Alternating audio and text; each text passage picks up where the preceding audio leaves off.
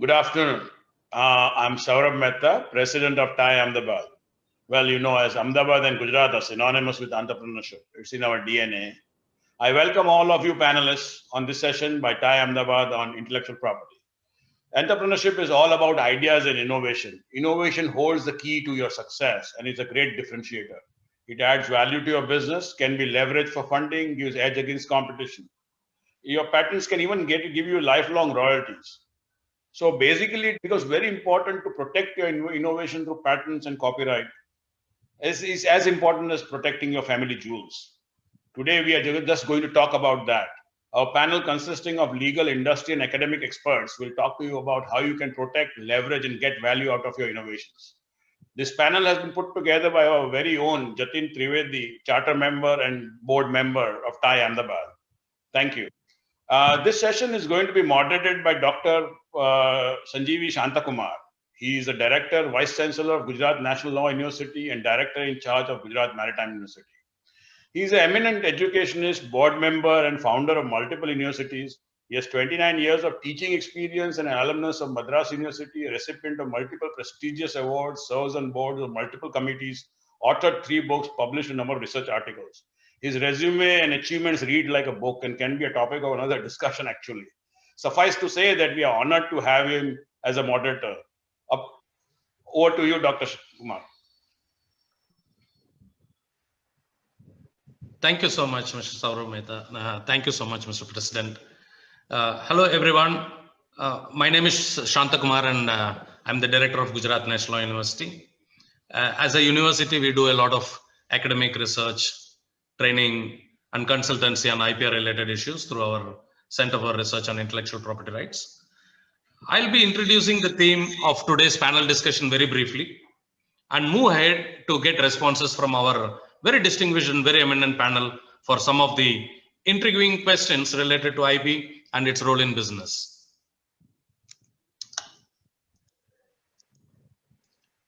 You would have noticed that over the past decade, there has been increasing interest by policymakers, academics, businesses, and civil society organizations in understanding the economic and social impact of intellectual property rights.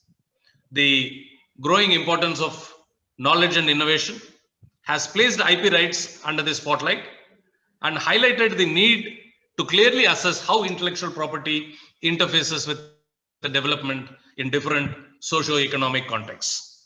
The legislative reform in the field of intellectual property and the modernization of the IP infrastructure of many countries has raised expectations on how the IP system can be used to promote economic development. IP rights are valuable assets for your business, possibly among the most important asset it possesses. Your IP rights are important because they can, number one, set your business apart from competitors. Number two, be sold or licensed, providing an important revenue stream. Number three, offer customers something new and different. Number four, form an essential part of your marketing or branding. And number five, be used even as a security for your loans. You may be surprised at how many aspects of your business can be protected. Your name and logo, designs, inventions, works of creative or intellectual effort, or trademarks that distinguish your business can all be types of IP. I wish to reiterate that intellectual property is important, whether collectively or individually, to businesses, as they are intangible assets that can be financially exploited because, like physical property, they can be sold or licensed. Every business possesses such assets, whether they are aware of it or not. When a business is establishing its presence in the marketplace, protecting and managing its intellectual property is critical, as it can mean the difference between success or failure. That is why it is important for businesses to understand the different forms of intellectual property, because some involve a formal application and examination processes before a right can be registered, while others come into play without the need for a registration process. At many companies, intellectual property has become an area of focus. Research shows that top management involvement in IP strategy is associated with better IP performance. As with many other strategic issues, the strategic management of intellectual property spans different domains along an organization's internal value chain.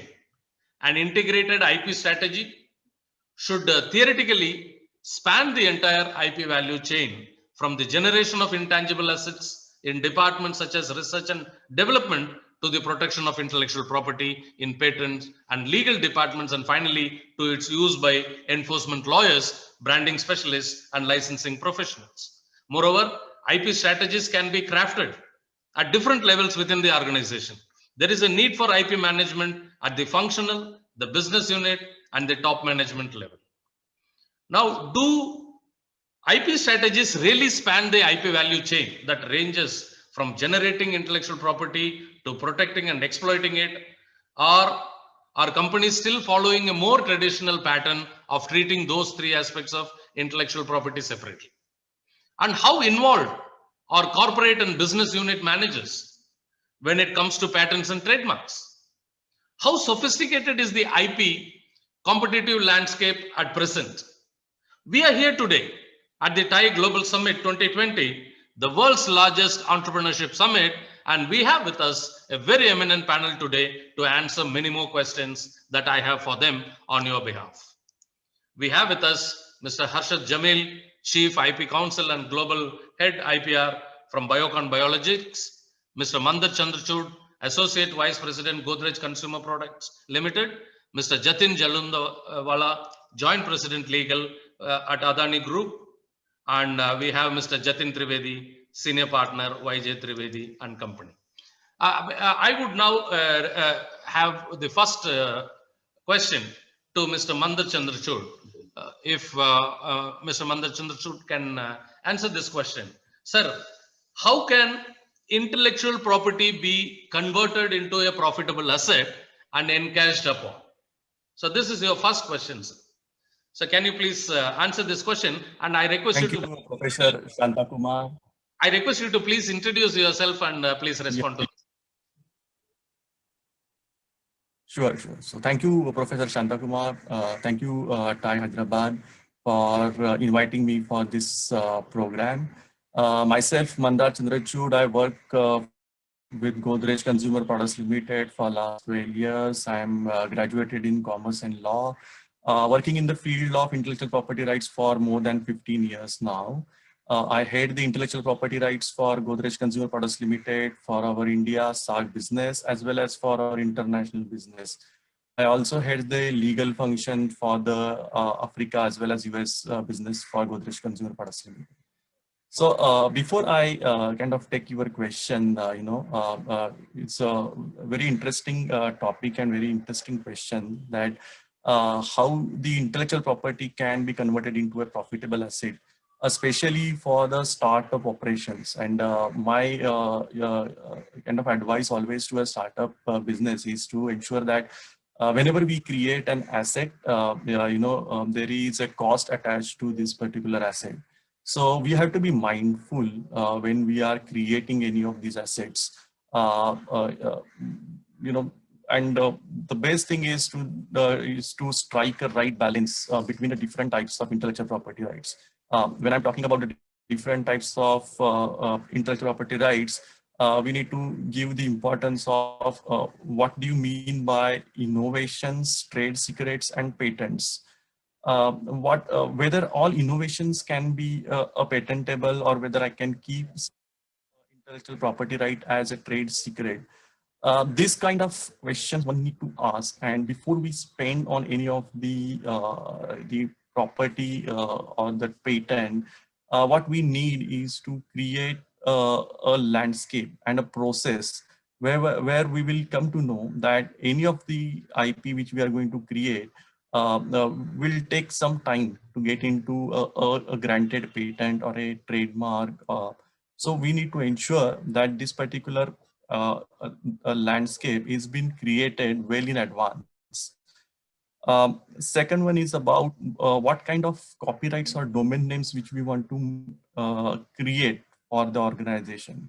as a startup, we are all want to kind of attract the investors. So whether I am protecting all the domain names, whether my patents and trademarks I am been protecting in relevant geographies for the relevant products, whether I am having a proper structure to ensure that all my IP is being created and protected umbrella of companies or a proprietor, whether I'm entering into a right agreements, and whether there is a need to have a licensing or a joint development which will create certain set of assets, right? So when I'm creating this kind of ecosystem within my organization, then I can give you a guarantee then whatever the intellectual property right asset which we are going to create, which will be worth protecting, which will be worth kind of encashing. And for that, my advice is always, because in a startup or a small organization, what I have seen is that, even though we have a legal person in the system, he may not be an IP expert. So there has to be a right choice of outside counsel as well, who is from your relevant field, the organizational ecosystem, and who can give the right advice. So once we create this ecosystem, I'm sure that whatever we are creating as intellectual property rights will always be a kind of a good platform where we can create a profitable assets. Thank you, Professor Shantakumar. Thank you, Mandar. And on this note, thank you for such a short and sweet answer to that question. As a follow-up question, I would want to add one more question to you. That how can, according to you, IP assets be effectively managed for business growth and competitiveness? Right. So again, coming back, or it's like a follow-up questions for the earlier questions. And my answer is, within a system, we need to first understand which innovations are worth patenting. Because we know that filing and patent is a very expensive affair. So we need to ensure that whatever the innovations, and there are always business challenges, your local CFO or your head will always ask you to file as much of patent as you want. But we know that the patent grant in India takes minimum of 2 to n number of years. So whether this particular technology will last for so long. Second one, I was talking about to create that ecosystem.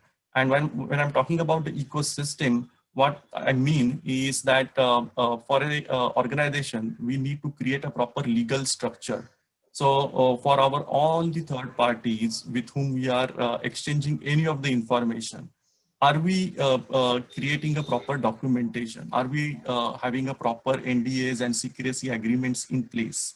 Whether we are, if we are creating a copyrighted material through a third party agency, are we entering into a proper work for hire agreements so that all the copyrighted materials will be actually owned by the company, even though we are paying for the agency?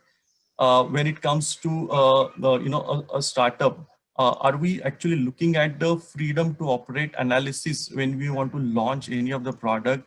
Whether in a copyrighted material, are we also looking at a fair use? Are we doing it? And once we create this particular structure, we are ready with our IP. I'm very sure that we will be ready with the litigation strategy on IPR. Because in litigation for a small time or a startup companies, it's very exhaustive. Because if you are filing or fighting with the big companies, it actually drains your resources. Then if you want to attract any of the investors, the problem is with the looking at the litigation background, there are may not be many people who wants to invest. There is a lot of strategy which goes into a management of the IPR, and it depends how much is it actually helps you to grow your business. So if your business is solely dependent on the patent portfolio, then we need to strategize which patent is something which we need to file and protect. If your company is into an FMCG segment, then we need to see that whether you are protecting your trademarks or the brands with given the trademarks and copyrights. Are you creating a proper ecosystem within the where all the functions, say your R&D functions, your marketing functions, your sales functions, your supply chains are actually knows the importance of the intellectual property rights, which as an organization, which we are creating. So overall, just to sum up due to the paucity of time, my suggestion is to ensure that we need to create a well ecosystem within the organization, which will help us to grow the intellectual property rights.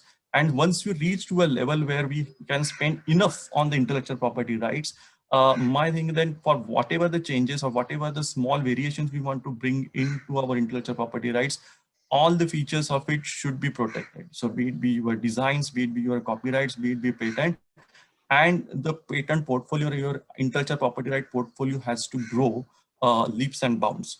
But that's a journey. As I said, that we are investing into an asset has to provide you with the right amount of returns on your investment. Otherwise, it becomes a dead investment. So, Thank you so much. just to sum up,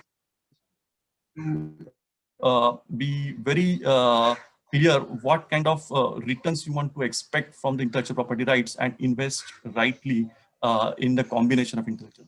Thank you so much, Thank you, Mr. Mandar, for very elaborately explaining within the short period of time the importance of converting intellectual property into a profitable asset. Now I would move on to the next panelist, Mr. Jatin Trivedi, who is a senior partner with YJ Trivedi and Company, which is the most popular law firm in Ahmedabad. My question to you, Mr. Jatin Trivedi, is Mr. Mandar Chandrachud has already given a very nice response to the question that how intellectual property can be converted into a profitable asset. Now, a connected question to you, Mr. Jatin, as a practitioner, how do you think that IP has started to become an asset of high commercial value to their creators and owners? In such scenario, how important is it to protect IP? I request you to please introduce yourself and please respond to this question. Mr. Jatin, can we request you to unmute? Yeah. Right. Professor, thank you very much. And thanks to the TIE Global Summit, being a TIE Governing Council member, Ahmedabad chapter. And I'm a Jatin Trivedi. I'm a practicing lawyer, senior partner at YJ Trivedi and Company, and I have been practicing in the intellectual property since last more than around 24 years, and this is the 25th year of my practice. I will be a little different than what the rest of the three panelists have to say because they are coming from the corporate house. And I heard my co-panelist Mandar on the the perspective of what the corporates are looking at and what is his suggestions to the startup. I understand that at the global summit organized by TIE is majorly the entrepreneurs and the young entrepreneurs and the young age startups. First of all, I will just say that it is more important for you to focus on the intellectual property rather than any other assets which you may be generating at your organization.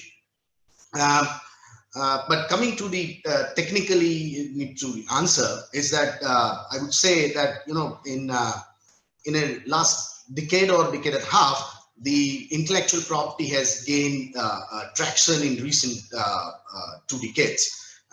It has come out with the the conventional boundaries and has entered into the unconventional field. So, for example, if the intellectual property is not limited to a trademark, but has expanded to the branding and advertisements, which ultimately further enhance the value of your mark, and obviously it contributes to its the product's market share too. So simultaneously, the importance of innovation when we are talking about the intellectual property of us. When we talk about the importance of innovation has also gained the momentum in last decade and a half or two. So when we talk about the transgressing the conventional boundaries and investing in innovation to create a successful product or the enterprise or the services, it has become a more essential that the IP attached to that enterprise is protected well, so that you can reap maximum benefit out of the technology or the product which you are bringing into the market. Adding to that, Professor, I would say that, you know, the intellectual property protection not only expressly list out your rights just for the sake of a tick mark, but also restrict others from using it. That is something more important here. Is ultimately it gives you a monopoly in the market. So your intellectual property without protection would not be just yours. That is something which I would like to highlight here before the entrepreneurs, is that when you not protect your intellectual property, it becomes a public domain or it becomes a public right. And in a way, you are allowing the others to replicate, and you know, they will enter into your market as well. So right under the intellectual property law will definitely help you to protect your invention and have the right to others to exclude from, or the competitor to exclude from the you know, making it or selling the same innovative product which you have invented by investing huge in R&D or market research and even into the technological research too. So in all, IPR allows you to gain competitive advantage when you you know, go with a well behaved, or I would say well protected product, or the technology or the brand in that case. Professor, one point I would just add that, you know, it rewards you for your innovative efforts in all that. It is it compensate you for the investment which you have incurred into the research and development of that particular product. And therefore, it is more important for protecting the IP, not only to. Yeah, thank you, Mr. Jatin. In fact, I'm going to come back to you with one more question at the end. Now, I have a very interesting question, especially this is some question which everybody in the pharma and biotech companies are eagerly looking at, especially the startups. They are looking for a response to this question. So I have with us today Mr. Arshad Jamil. Mr. Arshad Jamil is the Associate Vice President with IPR Biocon Biologics Limited. And can we have Mr. Arshad on screen, please? And I'm unable to see him on screen. Yeah. Thank you. Yes, welcome, Mr. Arshad. And the question on behalf of these the participants here to you is, how is IP changing the technology and business landscape, especially for pharmaceutical and biotech companies? I request you to please introduce yourself and respond to this question. Yeah, thank you, Professor Shantakumar, and thank you TIE Global Summit, and thank you Jatin Bhai for providing me an opportunity to address this session and young entrepreneurs from across the globe. So, Dr. Shantakumar, as you have rightly, asked me about the pharma and biotech industries and as to how it is changing the landscape for business entrepreneurs. So, as we all are aware that, okay, let me introduce myself. I am the Chief IP Counsel and I head the IPR department at Biocon Biologics. Biocon Biologics is a leading biosimilars company now based out of Bangalore, and led by Mrs. Karan Majumdar Shaw, a leading women entrepreneur from India, and she's a Padma Bhushan awardee and a known figure across the globe. She has been rewarded with very many prestigious awards, and I'm proud to say that I'm associated with her in this organization as the global head of IP department.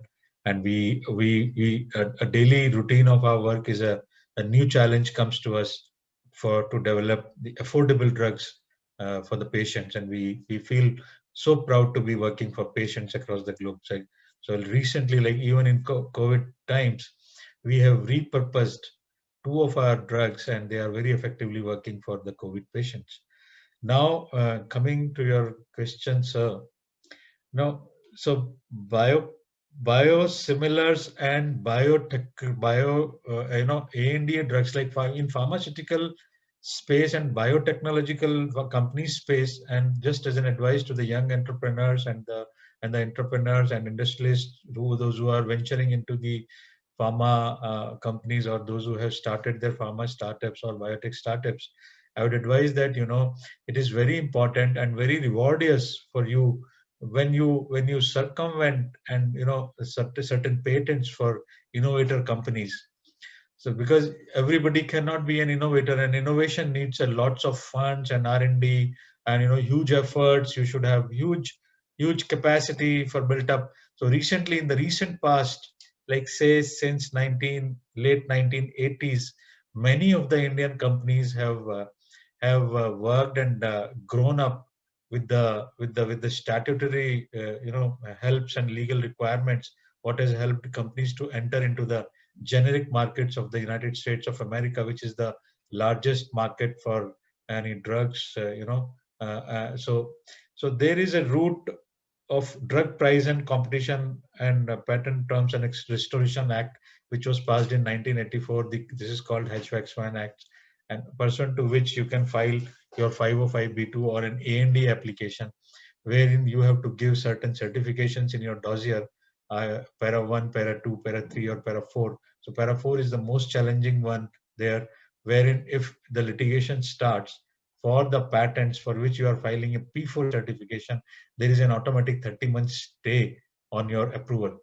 But once you are first to file and first to file applicant, and then the reward is huge. You get a 180 days exclusivity for that particular generic drug, and it is a help to certain a class of patients, those who cannot afford that costly molecule. And as a generic molecule to that drug, you are entering into the markets not only in the US, and based on that dossier you can enter across the globe. Second scenario, what is emerging now is for the biosimilars drug. So these biologics drugs are different from the the small molecule drugs. Biologics drugs have got their own different properties, and as a generic version of the biologics drugs, you can file now biosimilars applications, which was pursuant to the BPCI Act, Biological Price Competition and Innovation Act, which was passed in Obama era in 2010. So BPCI Act 2010 permits you to file your biosimilar application for any biological drug in the United States of America, while all these companies can be placed anywhere in the globe. But since the revenues are huge from these developed markets, so entrepreneurs and all the industries and pharma companies, they try to enter first into the US market, and then circumvent their patents. So as per the BPCI Act of 2009, BPCI Act 2009, which passed in 2010, one has to file a biosimilar application and then provide the copy of the dossier to the innovator. When then pursuant to as a next step, within 60 days they have to provide you the list of their patents, and then there is an exchange, and then they provide you, then come to a compromise. Okay, then you provide your non-infringement or invalidation arguments for those patents. Then there is an agreement to be reached that okay, this number of patents we can go for the litigation in any court. And although there is no automatic 30-month stay here in biosimilars application, but then at times there is a settlement also. So these are but however, there are certain exclusivities which are awarded to the innovators here. So in the case of small molecules, it is for 5 years, which is awarded to any drug application. So exclusivity, I mean that suppose X drug is approved in 2010. So a generic application cannot come to the market till 2015.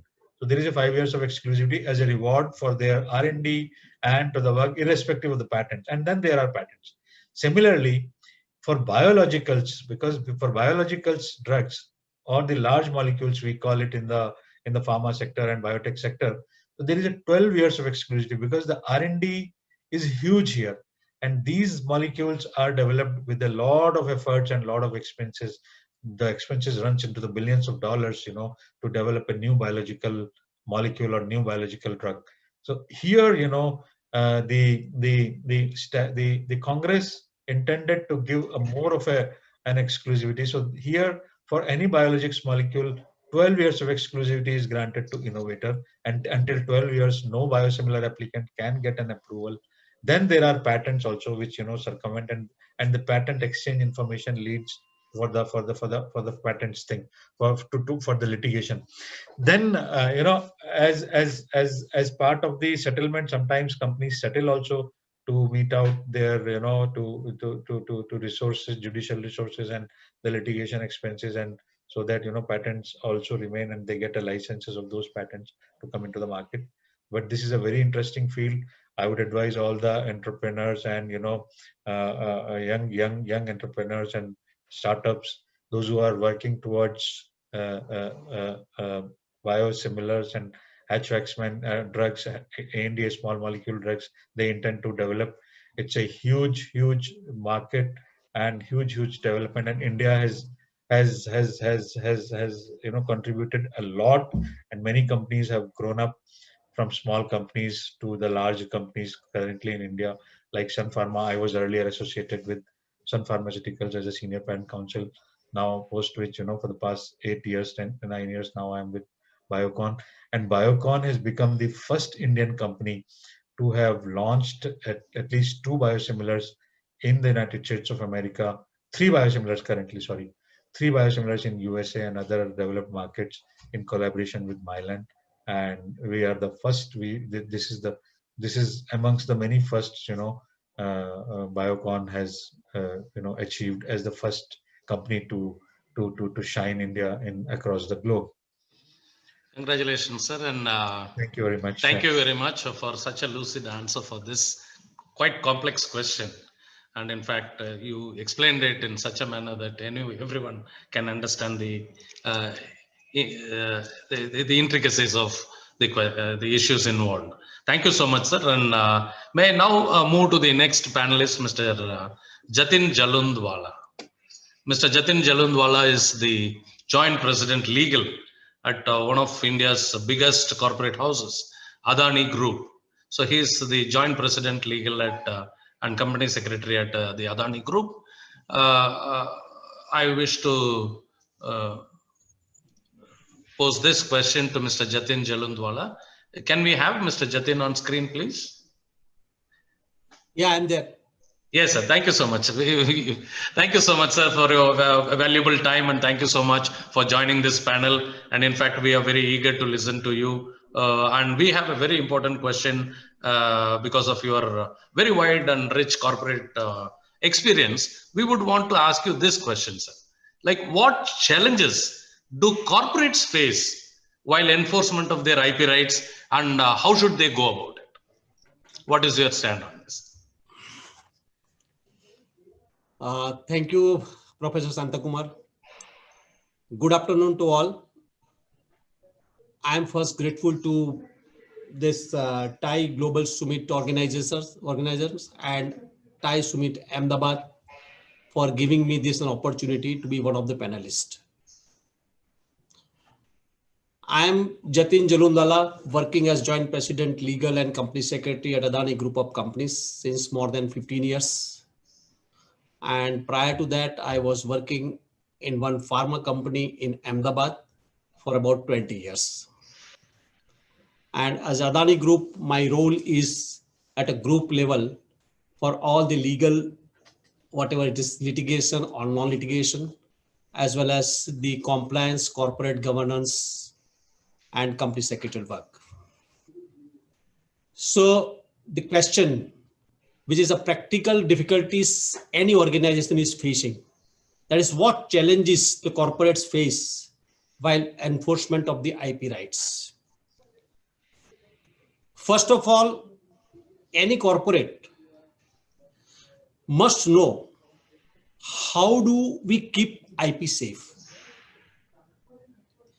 And for that, let me first find out which are the IPs are costlier to me, or if it has been infringed, how much I have to pay for that. That is what cost I have to pay for that. So that is the first paramount point which I must know. Say in house what we are doing, gold ornament, suppose we are going for a particular reception or some function, immediately we come and just put our ornaments in the cupboard. So first I must know that what IPR rights are there to me, which may be for patent, trademark, design, copyrights, all this, like somewhere chemical formulas, all this I must know. I must list out those. And first and foremost thing I must do is get it registered. If I do not get it registered, then immediately someone will take over it and will try to register before us. So that is the first important point. I must have the list of the IPRs. Get also the advice from the IPR lawyers to get it registered, to find out also where to register. Now, after this registration, it's not that I'm going to get a protection. It's very difficult that in today's scenario, the IP protection is very difficult. Say, for example, even if you say example of Nike and Adidas, somewhere if we go, even at the small place, you will find a Nike t-shirts in 200 rupees. How it is possible? So that is the infringement by someone of the Nike t-shirts. Or somewhere Adidas shoes may be available at 500 rupees. So it is not possible immediately to get an award or something in favor to protect the IPR. Nowadays, first of all, suppose there is a challenge. What happens? I can give you one live example. See, in our Fortune brand oil, we are selling across India. Now we found various places the same oil at a 50% price has been sold by somewhere. How to protect? We may go for a civil suit, but to whom, against whom? Who is the infringer? We don't know. And in such situation, we appointed a detective agency and tried to find out the source of the production of a particular place and get it seized. That is the way we did it as a protection. As far as other parties concerned, we can have a civil suit filed against the particular, suppose a person is known to us, then we can file a civil suit against them. Say for example, what happened 5 years back, one particular organization, one small company started Adani Pan Masala. And one day in the mirror, it came, Ahmedabad Mirror, that Adani Pan Masala, and just keeping one live concert, that is musical concert. Immediately on the very same day, we came to know what is this. We went to the City Civil Court Ahmedabad, get infringement, and immediately got a stay that they cannot utilize this particular IPR as far as this belongs to us. So filing, that is one. Secondly, suppose when you have registered your IPR or where you have already applied for your IPR, in that case, suppose some other party is also making an application of IPR, similar thing. In that case, you must go for filing of opposition with the Office of IP Office, that is. Then even at the City Civil Court, we can ask for the loss of profits, loss of damages, everything can be possible to protect our enforcement of challenges the right. Now, a lot of things happen in even COVID-19 situation also, when the people are working from home. In that situation also, it is sometimes very difficult to protect the IPR. In such situation, there is a great role to be played by the HR and the chief technology officer of the company to maneuver to the employees what to do, what not to do, what type of mails they should send to someone, they could not send it, and how to protect when they are transferring some X mail to Y. So that is also required in this work from home situation today.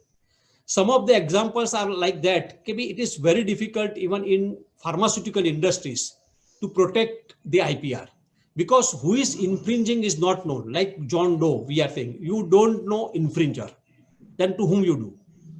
In some of the pharmaceuticals, what happened, a particular drug is sold at rupees 100 and the other person is selling at rupees 25 only. And when a case is filed against that person, he says, I am selling the same quality of the goods at 25 rupees, then why it has to be stayed? And sometimes to get a stay is also becoming very difficult as far as such infringement is concerned. But one more example I must give, that one cancer product company in India that was producing cancer drugs and marketing and selling in India. But some e-platform was selling the same drug.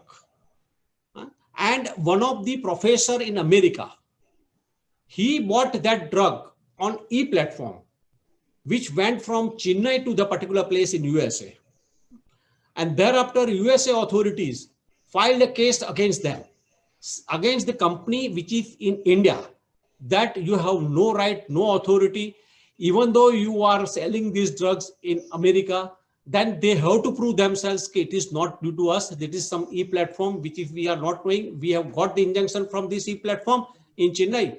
And therefore, this has not been any wrongdoing by us. So sometimes it has been very difficult. But nowadays, there are a lot of organizations across the world, like WIPO, World Intellectual Property Organizations, where it is possible for us how to protect our rights. Similarly, the PCT. PCT means the Patent Cooperation Treaty. That also gives us a protection for the patent. And there are about 148 countries who are the members of this PCT. Similarly, there is a TRIPS, the Agreement on Trade-Related Aspects of Intellectual Property Rights, is on international legal agreement between all the members of this particular TRIP. And India is a signatory to all these three above.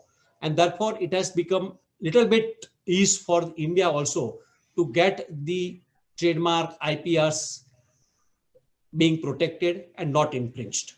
Thank you so much, sir. Thank you for this wonderful reply that you have given to all of us today.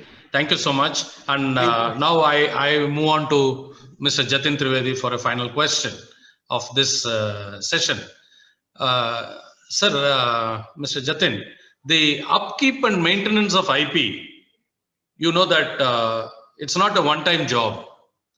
So what precautions and measures you think should one take while lending out and acquiring IP and other IP-related transactions? And one little follow-up question to that is, how can one effectively enforce their IP rights? Because just now we heard from Mr. Jatin from Adani Group talking about the cases of infringements. Professor, thanks for this question. You know, as being a practitioner, I've seen and I would like to share my experience without quoting the names, but from the experience I've learned that, you know, certain precautions has become more essential when the IP is in transaction. See, due to the nature of being basic and so significant that the IP needs a proper understanding, continuous maintenance in order to utilize its at maximum. So one is that obviously it needs to be constantly you know, renewed, right? There are a couple of aspects that one need to look into for you know, when specifically we are talking about the transactional IPs. So upkeeping of IP, as I said, that it is very important for the IP owners to keep the proper record and timely renew the registration to get the best value of the intellectual property, which are well protected. Right. It is also equally important for the acquirer who is acquiring the intellectual property to check whether the IP is duly protected and is not facing any challenge as to its claim. So that is also something we need to keep on tracking. While in transaction, I would suggest that, you know, we should have a proper due diligence done. It is very important before investing into the acquiring the IP that strict due diligence with the strategy. You need to do the due diligence. For example, before investing into the trademark, right? One need to ensure that the same is not a generic word or a dictionary word, or in a way it is not protected before the court of law. Similarly, when we talk about the technology or innovation or a patent, right? The claims is at core. So when you claim something in the patent, when you draft the claims, is always at the core. It's the heart of the invention. It is becomes essential in such cases to understand what is being transferred, and it is even that claims are protected or not. Because in case of a patent, that's end once you claim, and then if it is not well claimed, then it is in the next process, it will be claimed as a prior published. So that gives me an idea that, or the point which I think I should share with you is that, proper the search or the prior art search needs to be done. Because when we talk about the intellectual property, it comprises of patent, trademark, designs, and copyright. But in specific, when we refer to a patent or the technology and the design patents, like in such IP, that is patent and design, it is more important, by the law, that it should not be published before it goes into the public, but before it goes to the patent office for protection. So if it found that it is in a public domain, then it's deemed to be cancelled by, or third party can challenge, then it becomes an handicap right altogether when you are acquiring the intellectual property. It is very important to take an advice of the technical person who is known to the technology or the legal part, that when you are acquiring, whether it will be considered as a prior published or if it is not published. So all in all, I would suggest that, in a transaction, the 3 points majorly one need to understand is, one is that the keeping the record, that is, whether the IP is well renewed, IP needs to be kept on renewed, that is essential. Second is the due diligence. And the third point which I would like to highlight is the prior art search. What technically it's called a prior art search in the case of patent. But yes, I would say it's a prior search, well search, that whether it is published or not. So, Professor, I'm of the opinion that, the due diligence has to be very strict and with the proper legal and technical strategies into it. Thank you. Thank you so much. I think, since there are no questions from the audience till now, I think it's time that we can conclude this session by thanking all of you. So thank you so much, Mr. Jatin Trivedi, for this fantastic and very, very nice response that you have given. So I wish to thank all the distinguished panelists for their time and their response in a lucid manner that even a layman can understand these complex terminologies that are used in this subject. So my sincere thanks to Mr. Harshad Jamil, Mr. Mandar Chandrachud, Mr. Jatin Jalundwala, Mr. Jatin Trivedi, Mr. Saurav Mehta, the president of TAI Ahmedabad, and Ms. Piali for providing all the support to make this session a grand success. Thanks to one and all. Thank you so much. Thank you all. Thank you, Professor. Thank you very much.